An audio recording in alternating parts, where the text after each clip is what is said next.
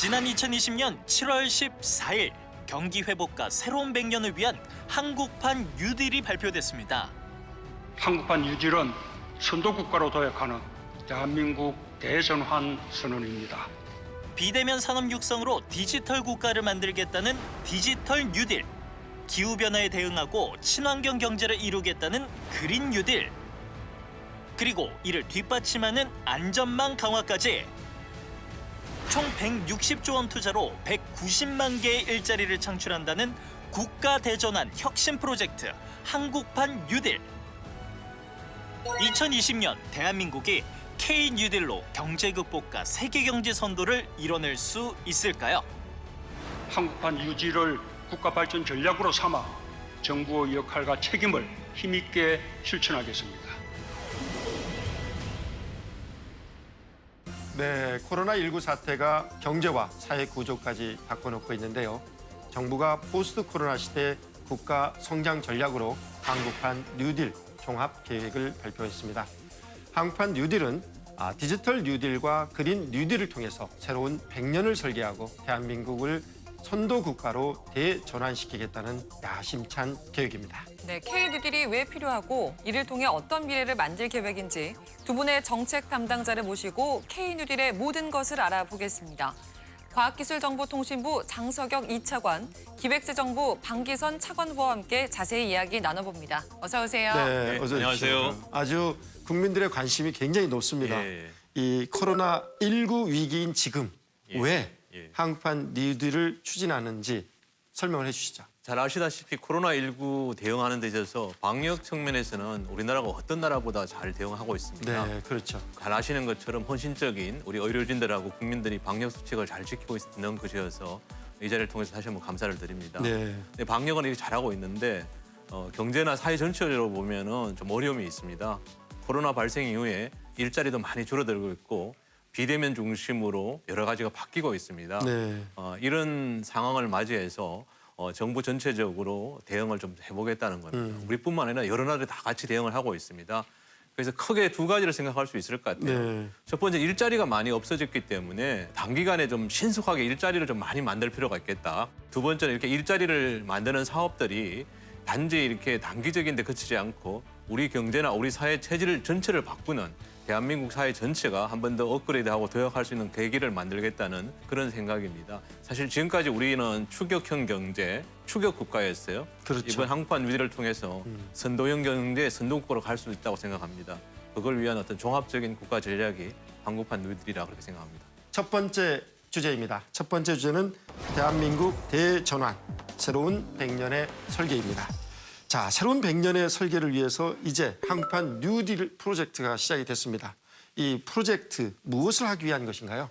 예, 말씀해 주신 것처럼 한국판 뉴딜은 그 코로나의 위기 극복과 함께 네. 포스트 코로나 시대의 선도 국가가 되기 위한 대한민국의 대전환 프로젝트라고 생각을 하시면 될 것 같습니다. 네. 고용사회 안전망 강화라는 튼튼한 디딤돌 위에 디지털 뉴딜과 그린 뉴딜의 두 축으로 추진하게 되는데요. 이 중에서 특히 이제 디지털 뉴딜 같은 경우에는 최근에 말씀하신 것처럼 비대면화라든가 네. 디지털화 같은 그 사회적 현상이 굉장히 급격하게 증가하고 있지 않습니까? 그래서 그러한 디지털 경제의 전환을 좀 빠르게 앞당기자라는 것으로 보시면 될 것 같고요. 데이터댐, 또 데이터 고속도로와 같은 DNA 인프라 강화를 하게 되고 또 비대면 산업을 적극적으로 육성하자는 것입니다. 네. 그리고 그린 뉴딜 같은 경우는 최근에 이제 기후 변화 대응이 더 절실해졌죠. 그래서 이런 이번 코로나 사태를 계기로 해서 저탄소 그린 경제 추진에도 가속도가 붙어 있는 만큼 그 그린 투자를 대폭 확대하자는 것으로 보시면 될 것 같습니다. 그래서 한 2025년까지 총 160조 원을 투자하게 되는 큰 프로젝트라고 생각하시면 되겠습니다. 네. 네, 그렇다면 K-뉴딜을 통해서 우리 사회와 경제 전반이 어떻게 변화하게 될지도 정말 많이 기대가 예. 되거든요. 이 한국판 뉴딜, K 뉴딜을 통해서 우리 사회가 바뀌는 모습을 생각해 볼 수 있는데요. 첫 번째 이제 디지털 뉴딜 경우에는 아시다시피 우리나라가 디지털 강국입니다. 어떤 나라보다 디지털 인터넷이 강하고 빠릅니다. 네. 그래서 이런 우리가 가진 강점을 디지털을 사회 여러 분야에 적용하겠다는 겁니다. 그렇게 되면 디지털하고 융합해서 스마트 행정, 스마트 산업, 스마트 공장, 그다음에 스마트 교육, 스마트 도시 이런 게 될 수 있는 거죠. 그다음에 두 번째로 말씀 주셨던 것처럼 그린 뉴딜은 지금 현재는 뭐 우리나라뿐만 아니라 모든 나라들이 탄소에 많이 의존하는 그런 탄소 의존형 경제인데 이번 그린 뉴딜을 통해서 탄소에 좀 적게 의존하는 그래서 근본적으로 중장기적으로는 기후 변화에 대응할 수 있는 준비를 하겠다는 거죠. 한국판 뉴딜을 하는 목적은 우리 국민들이 이런 위기가 닥쳤을 때 위험한 상황에서 더 이렇게 안정적이고 편안한 생활을 할 수 있는 그런 안전망을 갖추는 것이 되겠습니다. 그래서 이 한국판 뉴딜을 통해서 이 세 가지가 잘 조화가 된다면 말씀드렸던 것처럼 우리나라가 이 선도형 국가로 갈 수 있는 그런 밑받침이 될 거라고 그렇게 생각을 합니다. 미래형 국가를 만들기 위해서 이 대대적인 투자가 이루어지게 됩니다. 그래서 단계별 2025년까지 투자도 이루어지고 이를 통해서 일자리 창출에 대한 계획까지 세우고 있는데 어떻게 추진이 될 계획인가요? 2025년까지 저희는 네. 국비를 포함해서 총 160조 원의 투자를 이루게 되고요. 160조 원. 예, 네. 그에 따라서 일자리 창출은 한 190만 개의 일자리가 창출되는 걸로 보고 있습니다.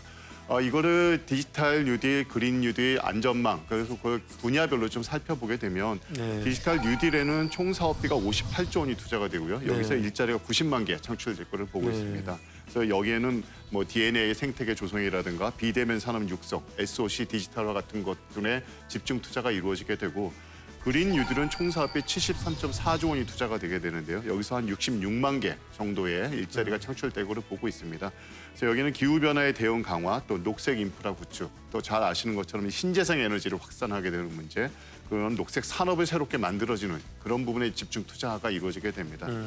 끝으로 안전망 강화 부분에는 총 사업비가 28.4조 원이 투자가 되고 여기에서 일자리가 34만 개 창출될 거를 보고 있습니다. 그 디지털 뉴딜과 그린 뉴딜이 이제 집중적으로 추진을 하게 되면 이 부분에 있어서 따라오지 못하고 좀 뒤처지는 분들이 생기게 네, 되거든요. 그렇죠. 그래서 이런 분들을 좀 안전하게 뒷받침해주는 예산이 하나가 한 축이 될 것이고요. 또 하나는 이렇게 되면 새로운 산업 분야가 만들어지게 됩니다. 이런 새로운 산업 분야에 기술적으로 캐치업할 수 있는 데에 새로운 사람에 대한 투자, 기술에 대한 투자, 인력에 대한 투자 이것이 또 하나의 두 번째 분야라고 볼 수 있겠습니다. 두 번째 주제입니다. 두 번째 주제는 디지털 뉴딜과 그린 뉴딜입니다. 이 디지털 뉴딜과 그린 뉴딜이 양대의 이제 핵심 예. 추구의 역할을 할 예정이고 그걸 또 보완하기 위해서 사회 안전망이 구축이 되는데 어떤 방식으로 좀 더 구체적으로 디지털 뉴딜이 추진될 예정인가요? 디지털 뉴딜에서는 데이터를 가장 중요하게 생각하고 있습니다. 우리가 데이터 댐을 만드는 거라고 한마디로 얘기할 수 있습니다. 네. 데이터 댐에 데이터를 많이 모으면은 이 데이터를 활용해서 여러 분야에 이렇게 활용할 수 있게 되는 겁니다. 간단한 예로 우리가 지난번에 마스크 사기가 참 어려웠는데 네. 마스크 앱을 만들었지 않았습니까? 그렇죠. 그때도 보면은 전국에 약국이 2만 3천 개가 있습니다. 네.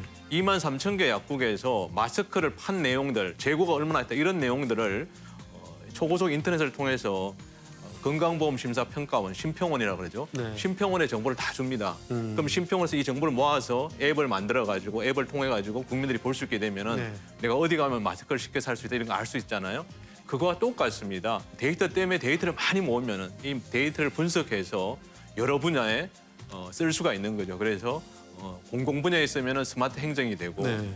공장에 쓰면 스마트 팩토리, 스마트 공장이 될 수 있고 그다음에 교육에 있으면 스마트 교육, 온라인 네. 교육을 할 수 있는 그렇게 그렇죠. 됩니다. 그래서 데이터 댐을 통해 가지고 디지털 뉴딜이 기본적으로 이루어지게 될 겁니다. 그런데요. 네. 작년에 과학기술정보통신부에서 예. 어마어마한 디지털 댐을 만들었어요. 예. 빅데이터 플랫폼 10개 예. 분야에서 예. 좀 더 얘기를 더 해주시죠. 데이터 거래소에 대해서. 데이터 거래소 하면 데이터 자체가 일단 모은 것 자체가 중요하지만 이 모아진 데이터가 여러 분야로 쓰일 수 있으면은 일단 데이터를 거래가 돼야 됩니다. 공짜로 그렇죠. 하면 데이터를 누가 모으려고 안 그럴 거 아닙니까? 네. 이게 사업이 돼야 됩니다. 그래서 데이터 거래가 되려면은 거래 표준을 정하고 가격을 어떻게 매겨야 그렇죠. 되고 네. 이런 부분들이 다 정해야 됩니다. 아직은 우리는 그런 게 좀 준비가 덜 돼 있어서 이번 한국판 뉴딜을 통하면서 그렇게 데이터 거래에 관련된 기본적인 내용들, 거래 방식이나 그렇죠. 표준이나 이런 유형들의 여러 가지를 준비를 할 수 있게 될 거로 이렇게 보고 네, 있습니다. 저는 이 데이터 때문에 많은 데이터가 예. 모일 수 있도록 예. 빨리 표준화된 네. 안이 나왔으면 좋겠습니다. 예. 네. 이번 디지털 뉴딜에는요. DNA 생태계를 강화한다. 네. 이 내용도 담겼습니다. 많은 이 투자와 육성이 필요할 것 같은데 어떻습니까? 예. 우리나라의 앞날을 결정하는 건 DNA다. 네. 네. 우리 몸에 있는 DNA가 아니고 그거는 말씀 주셨던 것처럼 데이터 네트워크 AI라는 거죠. 그래서 이 데이터 AI 네트워크 이 세 가지를 중점적으로 이번 한국판 뉴딜을 통해서 육성하고 이 발전시킬 그런 계획입니다. 그래서 데이터 분야에 있어서는 사실은 이 공공 분야, 행정 기관에서 많은 데이터를 가지고 있습니다.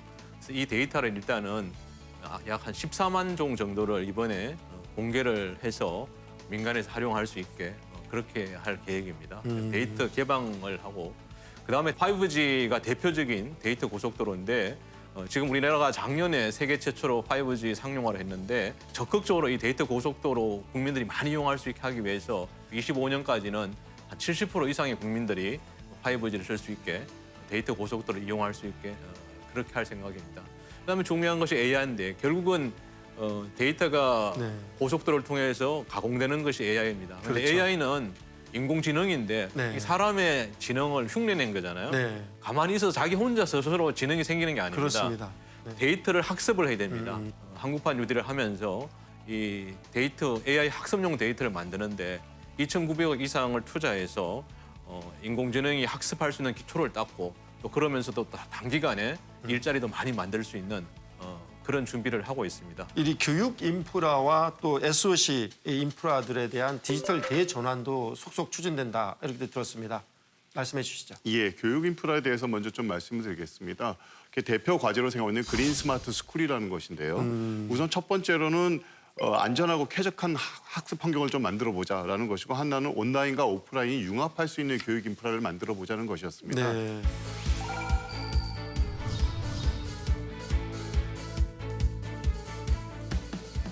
크게 이제 리모델링을 하게 되는데 노후 학교를 대상으로 해서 태양광 발전 장치도 좀 해주고 그다음에 친환경 단열재도 설치하는 것이 되겠습니다. 네. 그리고 지금 학교에 보면 와이파이들이 제대로 깔려 있지가 않거든요. 그래서 전국 초중고 전체 교실에 그 고성능 와이파이를 100% 구축해주는 사업이 함께 추진이 되고요. 그리고 PC나 노트북들도 노후화된 것들 교체를 해주고 그리고 온라인 교과서 선도 학교를 1,200개를 뽑아가지고 그 학교에 교육용 태블릿 PC도 배포를 해주는 그런 사업을 추진하게 됩니다. 네. 가장 중요한 이제 온라인 플랫폼을 만들어 주시는 것이 될 것 같습니다. 맞춤형 학습 콘텐츠를 제공하는 온라인 교육 통합 플랫폼도 구축을 하게 됩니다. 네. 대학에도 저희가 그 대학 국립대를 중심으로 해서 특히 이제 노후 네트워크 장비도 교체를 해주고 또 현직과 그 예비 교원들의 원격 교육 역량도 강화하는 센터도 설치하게 됩니다. 그리고 직업 훈련 측면에서도 사실은 VR이나 AR 같은 것들을 활용을 해서 직접적으로 온라인 학습 관리를 해줄 수 있는 그렇죠. 시스템도 네. 이번에 새롭게 마련을 하고자 하고 있습니다. 네. 그리고 두 번째로는 이제 SOC 디지털 전환이 문제일 텐데요. 네. SOC 디지털 전환의 문제는 이제 크게 안전하고 편리한 국민 생활을 만들어주자라는 것이 하나이고 두 번째로는 이와 관련된 산업을 발전시키자라는 것이 네. 두 가지 목적으로 보시면 되겠습니다.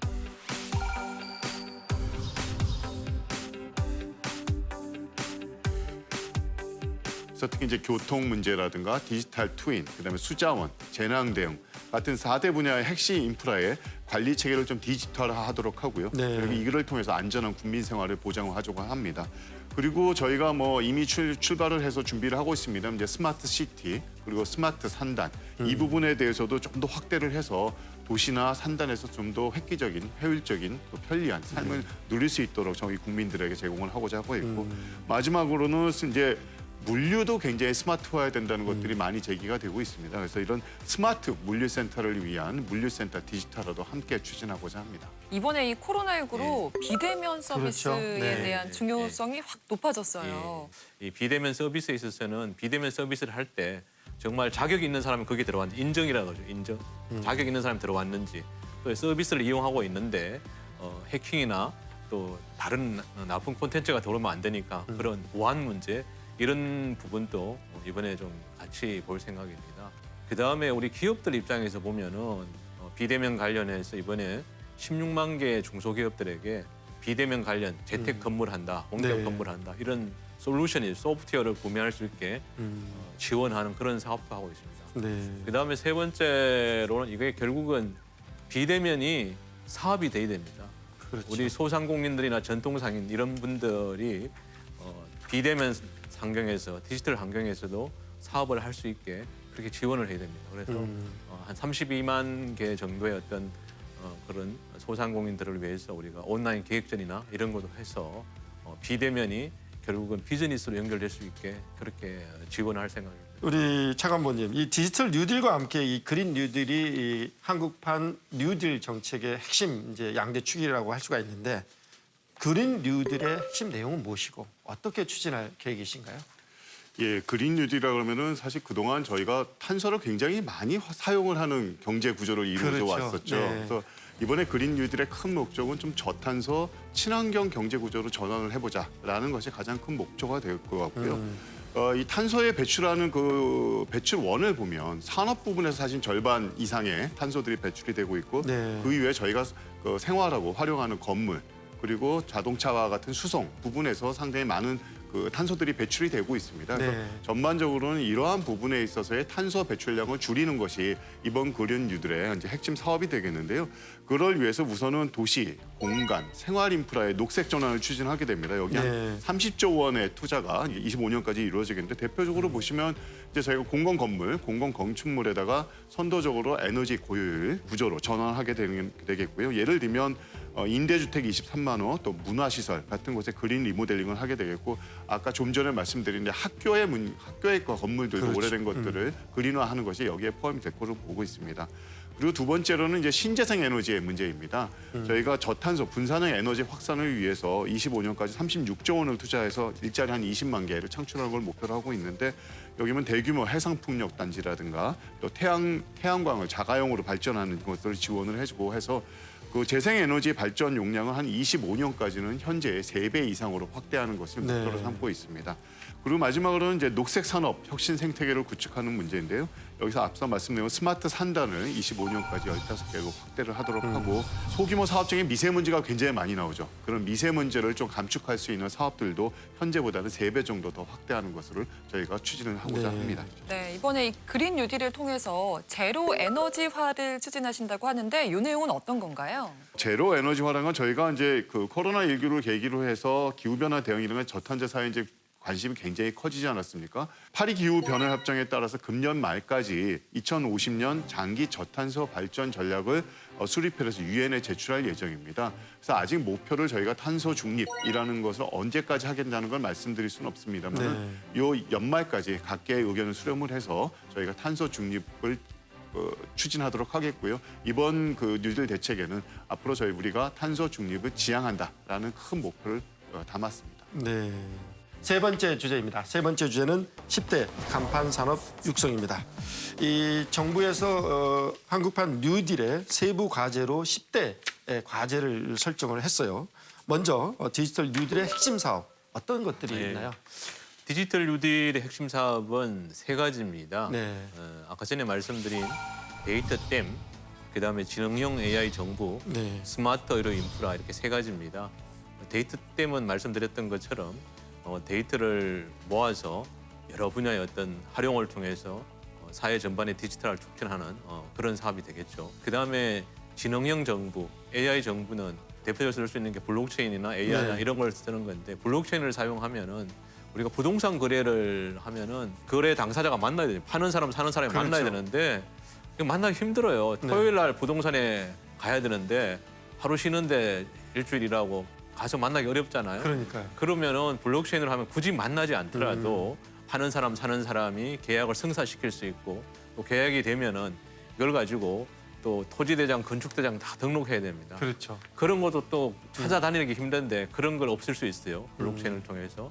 그다음에 이제 마지막으로 스마트 의료 인프라인데 의료 분야에 비대면 진료 이런 걸 확대할 수 있는 거죠. 닥터 왓슨이라고 미국 IBM의 인공지능 슈퍼 닥터. 그렇죠. 닥터 왓슨을 얘기를 많이 하고 있는데 우리가 이번 한국판 뉴딜을 통해서 닥터 앤스라는 사업을 합니다. 그래서 일부 지금 진행된 것도 있는데 우리 국민들이 많이 걸리는 그런 12대 질환에 대해서 인공지능으로 분석을 하고 진단을 하고 또 어떻게 예후 관리까지 할 건지 이런 것까지를 해줄 수 있는 그런 소프트웨어를 개발하게 됩니다. 이렇게 이 3가지가 디지털 뉴딜에서는 가장 대표적인 사업이라고 보시면 되겠습니다. 네. 결국 국민의 삶을 유익하고 편리하게 예. 해주는 예. 디지털 대전환이다. 이렇게 예. 이해하면 예. 되겠네요. 예. 네, 그럼 이번에는요 그린 뉴딜의 핵심 사업도 좀 소개를 해주시죠. 예, 그린 뉴딜에도 3가지 핵심 사업이 있습니다. 하나는 이제 그린 리모델링이 있겠고, 그다음에 두 번째로 그린 에너지, 세 번째로 친환경 미래 모빌리티 이 3가지가 있습니다. 그래서 그린 리모델링은 우선 뭐 민간 부분까지 모두 다 에너지 효율이 높아지고 하면 좋겠습니다만 그거는 사실 아직 뭐 법적으로 의무화되어 있지 않기 때문에 우선 공공 부분 건물부터 선제적으로 제로 에너지화를 추진하고자 합니다. 그 이외에 이제 어린이집, 그다음에 보건소, 의료기관과 같이 국민들이 쉽게 찾아가고 쉽게 많이 활용을 하는 그런 건물들에다가 그 태양광이나 에너지 절감 시설을 설치하게 되고요. 그러면 그린 에너지, 두 번째 그린 에너지 같은 경우에는 이제 말씀드린 것처럼 과거 석탄 발전 중심에서 이제 신재생 에너지 중심으로 그 발전 체계를 좀 바꿔보자라는 취지로 시작을 하게 되는 거고, 또 대규모 해상 풍력 단지, 그다음에 태양광 자가용 발전 지원을 하게 되고, 또 에너지 전환에 따라서 사실 석탄 발전 같은 경우는 이제 사업이 축소가 되지 않습니까? 그렇게 사업 축소가 예상된 대상을 지역으로 해서는 신재생 에너지 디지털 관리와 같이 신재생 사업의 전환을 지원을 하게 됩니다. 세 번째는 이제 친환경 미래 모빌리티인데요. 네. 수소차, 전기차뿐만 아니고 사실은 그 노후 경유차 같은 경우에도 미세먼지와 같은 배출을 좀 저감을 하는 장치를 설치를 해야 됩니다. 그래서 장치 설비와 함께 이제 조기 폐차를 지원하는 사업도 함께 지원을 하게 되게 있습니다. 네, 이렇게 디지털 뉴딜과 그린 뉴딜을 융합해서 예. 새로운 혁신을 일으키는 예. 과제도 4가지를 선정하셨어요. 예. 융합해서 하는 과제가 말씀 주신 것은 4가지입니다. 그린 스마트 스쿨, 네. 국민 안전 SOC 디지털화, 네. 스마트 그린 산단, 디지털 트윈. 그린 스마트 스쿨은 말 그대로 학교를 오래된 학교를 리모델링해서 학생들이 아주 편안하게 안전하게 공부할 수 있게 그렇게 하는 거죠. 전국에 초중고 교실이 38만 개가 됩니다. 근데 여기에 와이파이가 다 안 깔려 있어요. 지금 아마 한 4만 개 정도만 깔려 있다고 네. 그러죠. 22년까지 전국 모든 초중고 교실에 38만 개 교실에 와이파이를 깔게 되면은 학생들이 수업 내용 자체가 더 풍부해질 수도 있고 선생님도 훨씬 더 수업하기가 좋을 거로 그렇게 생각이 됩니다. 그다음에 그 디지털 트윈하고 SOC 안전, 디지털 이건 두 가지는 같이 좀 설명을 할 수 있을 것 같아요. 네. 디지털 트윈이라는 것은 말 그대로 트윈이 쌍둥이 쌍둥이. 아닙니까? 그렇죠. 네. 디지털의 쌍둥이를 만든다는 겁니다. 우리가 예를 들어서 신도시를 만든다 그러면 도로를 어떻게 내야 되고 빌딩을 어디다 세워야 되고 지하철역을 어디다 둬야 될지 이게 어떻게 해야 가장 효율적으로 교통 흐름이 되고 환경 관리가 될지 이런 거를 상상을 해봐야 되잖아요. 근데 이걸 미리 그 원하는 장소에 그걸 다 세워보는 겁니다. 디지털 3차원으로. 그렇게 되면 가장 효율적으로 도로도 낼 수도 있고 지하철역도 위치를 정할 수 있고 빌딩도 세울 수 그렇죠. 있습니다. 그렇게 하는 것이 디지털 트윈인데 이거를 이번에 한국판 뉴딜을 통해서 적용한다는 거죠. 그렇게 더불어서 SOC 안전은 예를 들면 도로나 항만, 철도 이런 데다가 IoT나 디지털 센서를 통해서 정보를 다 수집해가지고 5G 고속도로를 통해서 전달이 되면은 모니터링 센터에 앉았어도 지금 어디에서 어떤 일이 일어나고 어떤 조치를 취할지 금방 알 수 있습니다. 그래서 또 위험한 작업장이 많은데 그런데 굳이 사람이 안 들어가도 이런 모니터링을 통해서 알 수 있는 그런 장점이 있겠습니다. 네, 이처럼 한국판 뉴딜이 성과를 발휘하면 그야말로 세계를 선도하는 국가로 거듭 태어날 것 같습니다. 네 번째 주제는 똑똑하고 따뜻한 나라입니다. 이 한국판 뉴딜을 통해서 정확히 어떤 나라를 만들고 싶은 청사전이 담겨 있는 건가요? 국가 대전을 통해서 우리가 추격형 경제에서 선도형 경제로 가자라는 네. 것이 첫 번째가 되었고, 또 탄소 우정 경제에서 저탄소 경제로 가는 것이고, 네. 세 번째로는 이제 불평등 사회에서 포용 사회로 가는 것이 저희가 큰 비전으로 생각을 하고 있습니다. 네. 마지막으로는 더 보호받고 더 따뜻한 나라가 되는 것입니다. 그동안에 저희가 경제 위기 과정을 거치면서 보게 되면 사실은 경제 위기를 극복한 이후에 보면 양극화가 좀 더 심해진 경우가 많았었거든요. 근데 이번에 그 코로나19의 위기를 지나고 나서는 절대 그런 일이 재발돼서는 안 되겠다라는 것이 저희 국가적 목표로 삼고 있습니다. 그래서 디지털 뉴딜과 그린 뉴딜, 그다음에 이러한 경제로 전환하는 과정에서 그 노동시장에서 좀 탈락하시는 분들 생길 수 있겠고, 또 이런 새로운 기술과 새로운 교육을 갖지 못해서 새로운 일자리에 안착하지 못하는 분들도 생길 거라고 보고 있습니다. 네. 그래서 그렇게 노동시장에서 떨어지는 분들을 좀 사회적으로 안전하게 맞춰주는 안전망 강화가 될 것 같고요. 고용보험에 지금 가입하신 분들이 한 1,400만이 조금 안 되는 수준인데요. 한 25년까지는 전 국민의 고용보험을 축을 통해서 한 2,100만 명까지는 고용보험에 가입하게 될 것 같고, 미래형 교육훈련도 지금보다 조금 더 많은, 훨씬 더 많은 기회가 주어질 것으로 보고 있습니다. 국가 대전환이란 엄청난 변화에 예. 맞는 인재 양성이 예. 필요한 시기가 됐잖아요. 예. 어떤 계획을 갖고 계신지 조금 더 구체적으로 설명을 해주시죠. 국가 대전환, 디지털 대전환에 있어서 우리가 비유를 하자면은 사실 우리가 글로벌화를 한다면은 영어를 공부를 하고 영어를 잘 할 줄 알아야 됩니다. 네. 디지털 전환이 된다고 그러면 디지털 대전환을 하기 위해서는 소프트웨어 AI 능력을 알아야 됩니다. 그렇죠. 금년부터 한 1,000개 정도의 디지털 역량센터를 만들어서 국민 누구나 디지털 역량을 배울 수 있게 그렇게 할 겁니다.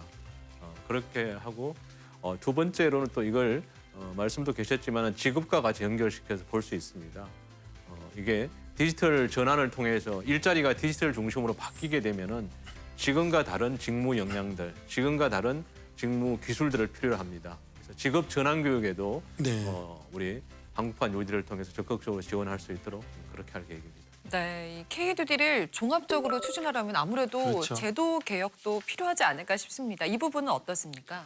우선 디지털 측면에서는 사실은 그 데이터 산업 활성화를 위해서는 여러 가지 제도 개선이 지금 필요한 상황입니다. 근데 이것이 사실 정부 내도 그렇고 민간과 정부 간의 사실은 의사교류도 굉장히 중요하기 때문에 민간과 정부가 함께 데이터 컨트롤 타워를 마련하는 것을 금년 말까지 추진을 하려고 하고 있고요. 비대면 의료를 활성화하기 위해서는 사실은 이에 대해서는 의료계에서 또 여러 가지 걱정들이 많으시거든요. 비대면 의료를 하다 보면은 대형 병원에 쏠림 현상이 생길 수도 있고 환자의 보호 문제도 대두될 수가 있기 때문에 제도화를 또 추진하게 되고 또 교육 측면에서도 사실 이번에 온라인 수업을 하게 되다 보니까 여러 가지 제도적으로 이렇게 원격 교육을 할 때는 어떤 규정이 어떻게 적용이 되어야 하느냐시 조금 헷갈리는 부분도 좀 있었거든요. 그래서 그런 원격 교육 기본법도 제정을 네. 하도록 하겠습니다. 네, 저는요 이 한국판 뉴딜이 꼭 성공했으면 좋겠어요. 네. 꼭 성공해서 새마을운동처럼 세계적인 4차 산업혁명 성공 모델로 전 세계의 부러움을 샀으면 좋겠습니다. 예. 어떤 노력이 더 필요할까요? 말씀 주신 것처럼 이 한국판 뉴딜 이것은 진짜 우리가 국민 모두가 관심을 가지고 꼭 성공시켜야 될 어떻게 생각하면 시대적인 과제고 사명이라고 그렇게 생각을 그렇습니다. 하고 있습니다. 네. 재정 투자만 한다고 될 수 있는 건 아니고 제도 개선, 규제가 같이 바꿔야 됩니다. 그런데 이게 참 어려워요. 저도 이제 공무원 하면서 이 규제 업무를 담당해 보고 있는데 네.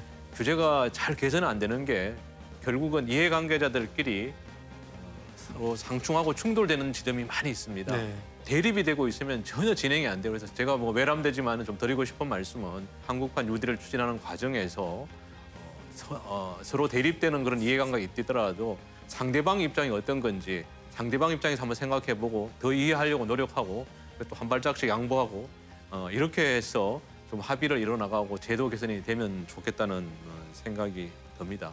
국민 모두가 서로 소통하고 협력하고 해결 방안을 찾아 나가는 내가 주인이라는 생각으로 그렇게 하는 노력이 같이 이루어졌으면 좋겠다는 그런 말씀을 드리고 싶습니다. 네, 대한민국의 경제 대전환을 위한 한국판 뉴딜의 핵심은 사람 중심의 일자리 창출과 안전망 확충, 또 10대 간판 산업 육성이라고 할 수 있는데요.